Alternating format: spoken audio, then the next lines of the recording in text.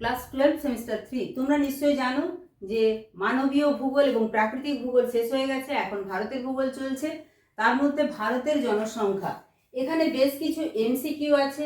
যে এমসিকিউ এর মধ্যে সিম্পল বা বেসিক টাইপের এমসিকিউ, শূন্যস্থান পূরণ, ঠিক ভুল নির্বাচন, বাম স্তম্ভ ডান স্তম্ভ মেলানো এবং সঠিক ক্রম অনুসারে সাজাও, এই সবগুলোই কিন্তু হয়ে গেছে।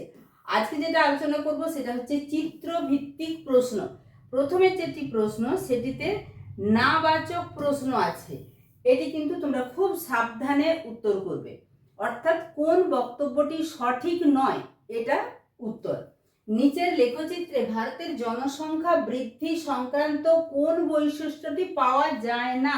তার মানে আমি এটা বলতেই পারি যে কোন বৈশিষ্ট্যটি পাওয়া যায় না, মানে এখানে সেটি ভুল বা ভুল বাক্য, এই ছবি থেকে যেটি পাওয়া যাচ্ছে না। শুধুমাত্র চিত্রভিত্তিক প্রশ্নে এরকম আসবে এরকম নয়, এটা সিম্পল বা বেসিক টাইপেও থাকতে পারে যে কোন বৈশিষ্ট্য পাওয়া যায় না। এখানে দেখো গ্রামীণ জনসংখ্যা অধোগামী মানে কমছে, শহরের জনসংখ্যা বাড়ছে। তাহলে গ্রামীণ জনসংখ্যা কমছে, শহরের জনসংখ্যা বাড়ছে, তার মানে অনুপাতটাও কিন্তু কমছে। তাই গ্রামীণ জনসংখ্যা ক্রম হ্রাসমান, এটি ঠিক। শহরের জনসংখ্যা ক্রমবর্ধমান, এটিও ঠিক। গ্রাম ও শহরের জনসংখ্যার অনুপাত ক্রম হ্রাসমান, যেটা বললাম, দুটোই যেহেতু এক পরস্পরের মুখোমুখি যাচ্ছে তার মানে অনুপাতটা ক্রম হ্রাসমান, তার মানে এটাও ঠিক। তাহলে কোনটা ঠিক নয় বা এখানে কোন বৈশিষ্ট্য পাওয়া যাচ্ছে না, সেটা হচ্ছে গ্রামীণ জনসংখ্যা ক্রমাগত বাড়ছে না।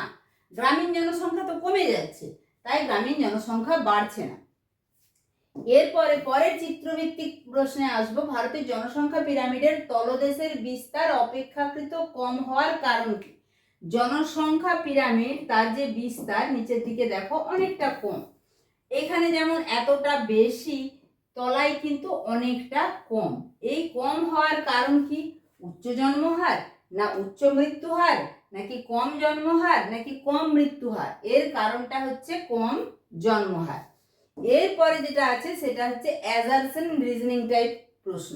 বিবৃতি, অরুণাচল প্রদেশে জনঘনত্ব কম, হ্যাঁ এটা আমরা সবাই জানি। বন্ধুর ভূপ্রকৃতি, অনুর্বর মাটি, ঘন অরণ্য ইত্যাদির উপস্থিতি মানুষের বসবাসের জন্য ততটা উপযুক্ত নয়, একদমই ঠিক। তাই এখানে অ্যাজারশনে ঠিক এবং যেটা রিজন সেটা সঠিক ব্যাখ্যা, তাই এ আর উভয়ই ঠিক এবং আর হচ্ছে এর সঠিক ব্যাখ্যা। তাহলে অ্যাজারশন রিজনিং এ কিন্তু এইরকম ভাবে প্রশ্ন থাকবে। আমার কিন্তু এরকম ভাবে চ্যানেল থেকে প্রত্যেকটা চ্যাপ্টার থেকে প্রশ্নোত্তর আলোচনা হয়েছে, এরপরে পাওয়ার পয়েন্টে আলোচনা থাকবে, তাই অবশ্যই চ্যানেলটা সাবস্ক্রাইব করে রাখবে এবং নোটিফিকেশন অল করে রাখবে। তাও যদি নোটিফিকেশন না আসে তখন কিন্তু মাঝে মাঝে চ্যানেল ভিজিট করতে হবে, প্রত্যেকটা চ্যাপ্টারের এভাবেই ক্লাস পাবে। পরের অ্যাজারশন রিজনিং এ, ভারতের সীমান্তবর্তী রাজ্যগুলিতে জনঘনত্ব বেশি, হ্যাঁ আমরা সবাই জানি জনঘনত্ব বেশি, কারণ সীমান্তবর্তী অঞ্চল দিয়ে অনুপ্রবেশ হয় বেশি। এখানে কি কারণ দেওয়া আছে? সরকারি অনুদান এবং অন্যান্য সুযোগ সুবিধা বেশি থাকে না, সেটা নয়, অনুপ্রবেশ বেশি, তাই এ সঠিক আর ভুল। পরের প্রশ্নে যাব, বিবৃতি 3 দাগে, আসাম ও উত্তরপ্রদেশ সরকার 2 সন্তান নীতি চালু করেছে, কারণ জনসংখ্যা নিয়ন্ত্রণের জন্য এই নীতি অত্যন্ত কার্যকরী হবে, একদমই ঠিক, দুটোই ঠিক, অর্থাৎ কারণ এবং তার সঠিক ব্যাখ্যা। এ আর উভয় ঠিক এবং আর হচ্ছে এর সঠিক ব্যাখ্যা। 4 বিবৃতি, ভারতের মিজোরাম রাজ্যের সেরচিপ জেলার সাক্ষরতার হার সবচেয়ে বেশি এবং মধ্যপ্রদেশের আলিরাজপুর জেলার সাক্ষরতার হার সর্বনিম্ন, কারণ রাজ্য সরকারের শিক্ষানীতির জন্য এরূপ অবস্থা হয়েছে। না, রাজ্য সরকারের শিক্ষানীতির জন্য একটা রাজ্যে খুব বেশি একটা রাজ্যে খুব কম এটা নয়, তবে ডেটাটা কিন্তু ঠিক আছে, অর্থাৎ এখানে যে মিজোরাম রাজ্যের সেরচিপ জেলা সাক্ষরতার হার সবচেয়ে বেশি এটা ঠিক, মধ্যপ্রদেশের আলিরাজপুরে সাক্ষরতার হার সবচেয়ে কম 36.10%, তাই এ ঠিক। রাজ্য সরকারের শিক্ষানীতি এরকম নয় যে এই কারণে বেশি এই কারণে কম, রাজ্য সরকারের শিক্ষানীতির জন্যই হয়েছে, না, তাই এ ঠিক আর ভুল। এরপরে দেখো একটা অনুচ্ছেদ পাঠ করে, যেটা কেস ও কোড ভিত্তিক প্রশ্ন, এটা পরের পর্বে আসছি, তাই অবশ্যই পরপর ভিডিওগুলো দেখতে থাকো। আবারও বলবো, চ্যানেলে নতুন হলে চ্যানেলটা সাবস্ক্রাইব করবে, গুরুত্বপূর্ণ এই ভিডিওটা অবশ্যই বন্ধুদের মাঝে শেয়ার করে দিবে, যে যাতে তারাও জানতে পারে এই চ্যানেল থেকে সমস্ত তোমাদের 3rd এবং 4th সেমিস্টারের সমস্ত চ্যাপ্টার কভার করে ক্লাস দেওয়া হচ্ছে।